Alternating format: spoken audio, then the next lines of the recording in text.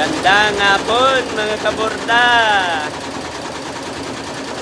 So, ang production natin dito, SNR, ayan.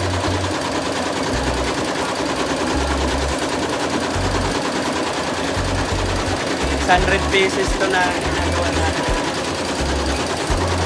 Mamayang gabi, tuloy natin para matapos ito.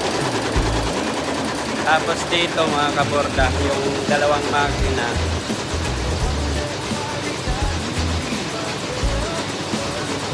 Oh, nalaglag. Nalaglag ang trim ni Ate Lai. Ayan mo na. Nalaglag tuloy. Natambak ang trim na ni Ate Lai.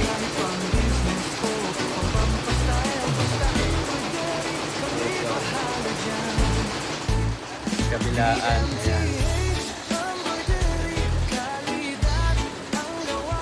Yung dito sa Tajima natin na ano, yan nga, yung tinitrim yung ginagawa yan. Tapos dito sa yung isang makina natin na yun, ang ginagawa. Ito. Port, mga kaborda. So yung mga nais magpagawa, nandito si Rom. Rom! Ano pare koy? Okay lang. Tilay, kaya pa Tilay. Tilay. Hi, sabi ko na.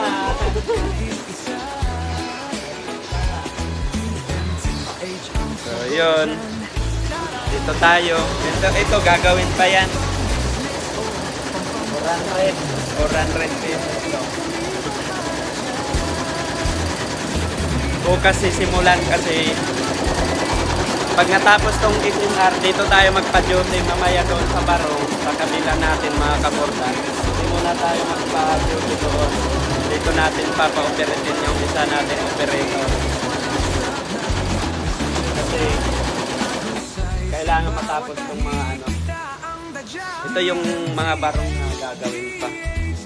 1, 2, 3, 4. 4 na design pa mga kaborda. Ay, ito.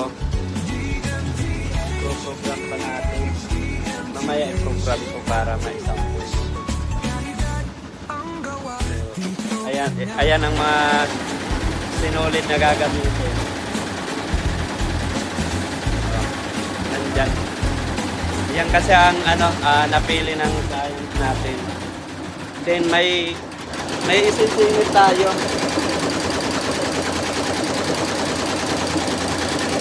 Isisingit natin yan. Mamaya. Ano pa naman, maaga pa. Bali 3:30 ngayon mga kaborda. Hanggang alas 7. 40 pieces, alas 7, tapos na to. Tapos, yun, pag natapos, itong isisingit natin continuous dito.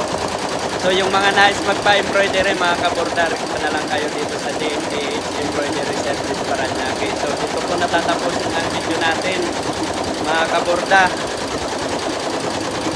So, ayan, ito yung sitwasyon natin. Puro rush ngayon ang gawa natin mga kaborda. Bye-bye!